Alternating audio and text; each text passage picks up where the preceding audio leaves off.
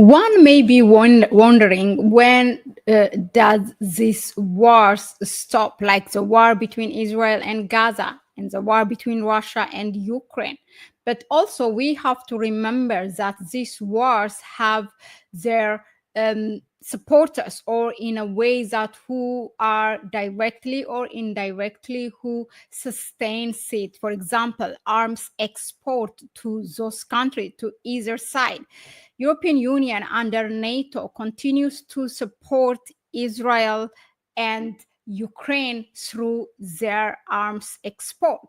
Now, this all came this month in December, that, for example, the Dutch court, meaning the Netherlands, have rejected the bid, a bid to halt arms to export to Israel as the war continues between Israel and Gaza, or between Israel and Palestine, you can say.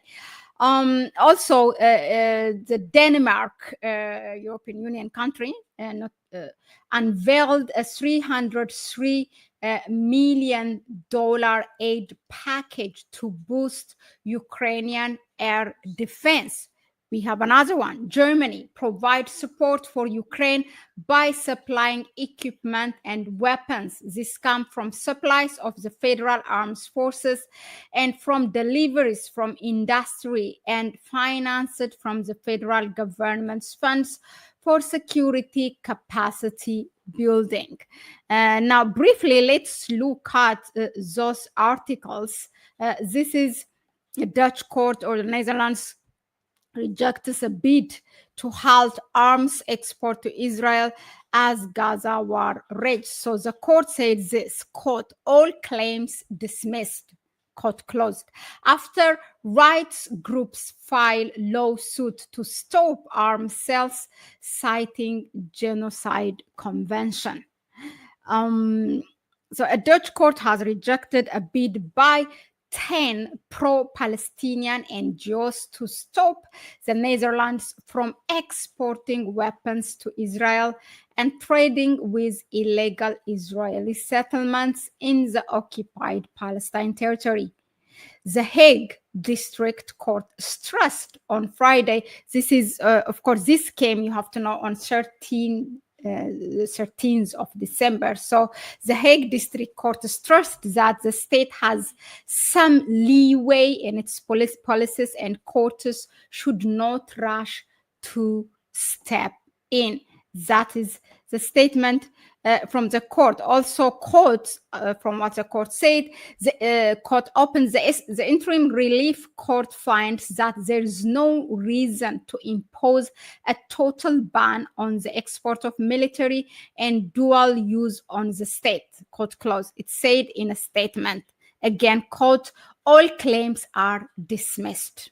Now, the plaintiffs, citing high civilian casualties in Israel's assault in the besieged Gaza Strip, had argued the Dutch state, as a signatory to the 1948 Genocide Convention, has a duty to take all reasonable measures at its disposal to prevent genocide. And the article that I'm reading, you have to make a sense. The articles that I'm reading you also from Al Jazeera, so you can see, and it's more of, Al Jazeera is how do you say, allegedly accused of it's a Hamas voice. That's what most of the mainstream media says, and that's what mostly you see on their headlines, how they run it. So this is what Al Jazeera is reporting on the statements that came out from the court, the Dutch court, or the Netherlands. Another quote again. Israel is guilty of genocide and apartheid, and is using Dutch weapons to wage wars.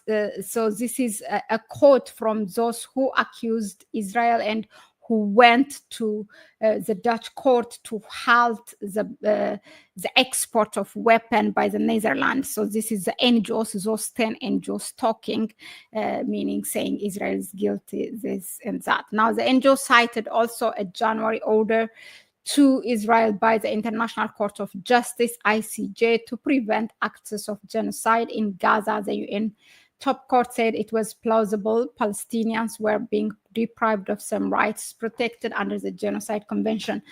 Well, now let's move on. The next one is we see the Denmark unveiling $300 million aid package to boost Ukrainian air defense. Let me see if I can share that with you, because all I am bringing you is what has been published. This is not necessarily a voice of at Connect Africa, but how in terms of, for those of us who are asking why the war is not stopping, some of the things that I bring here might answer that question. Let me see. Yeah, this comes, it's called I think the Defense Web, the Defense Post. You see most of the things related to war, you see them here, the defensepost.com.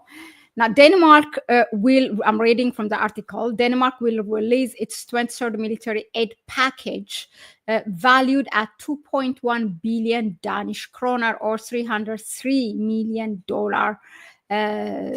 to bolster Ukraine's air defense. The donation includes funding for the maintenance of Ukrainian F-16 aircraft. It's a fighting jet. The Danish government announced that the aid will be provided through international partners, including reallocation from the Ukraine Fund and the European Peace Facility. So in addition, Denmark will send personnel to support NATO's assistance to Ukraine and extend funding for Danish personnel involved in the EU's military support mission for Kiev. One of Ukraine's most urgent need is to be able to defend itself against Russian missiles and drones. Therefore, we have prioritized more support for air defense.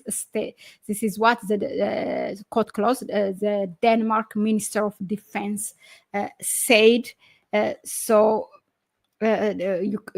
you heard me, Denmark will continue to support Ukraine. Now, the other one that I'm going to bring you is from Germany. So Germany provides support for Ukraine by supplying equipment and weapons. This comes from supplies of the Federal Armed Forces and from deliveries from industry financed from the federal government, funds from security capacity building. So they have stated here, you can see a lot of things, types of weapons that Germany is exporting or supporting Ukraine. Air defense is for one of the focus area of the German deliveries. I'm reading again from an article. So air defense, this is it. Let me see. I think I can be able to share this. So it's good to show you.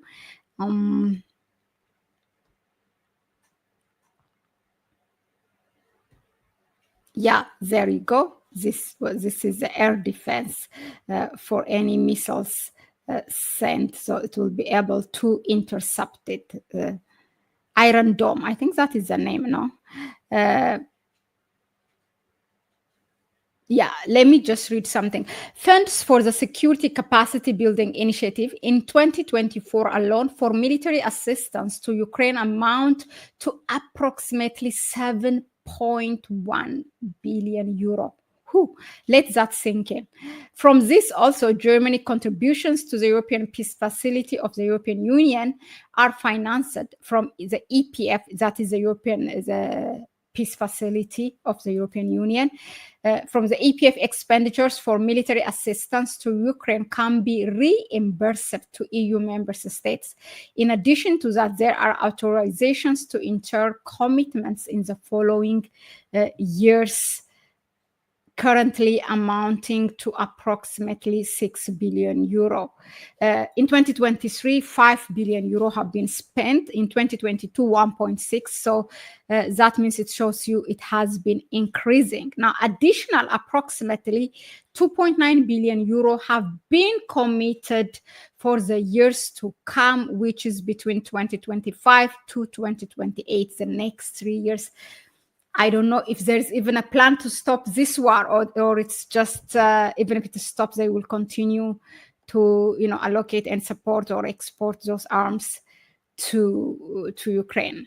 But yeah, that was a quick briefing on because there's a lot of discussions that's going on. Well, this war stops, and we might tend to forget there are also supporters on both sides. So there might be countries, not might be for sure, there are countries also who support Russia, or they are exporting their arms. Also, there are countries who are supporting Palestine or Hamas, let's say, who continue to arm Hamas and provide a support, financial or whatever. So this goes on both sides. It's just that this briefing that I'm coming to you happens to be the ones who are exporting to Ukraine and to Israel. So this is, of course, I mean, we have been seeing it from the mainstream media. We know that where the West lies in terms of support, but there are countries also unilaterally who are, discussing to halt those supports to these war places. Yeah.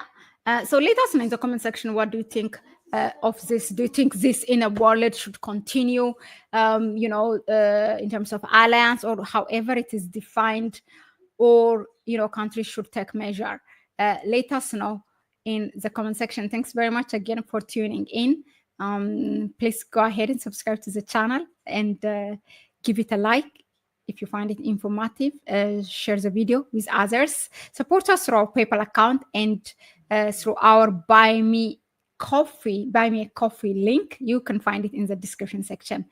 That was it for now, and it's a bye-bye for me.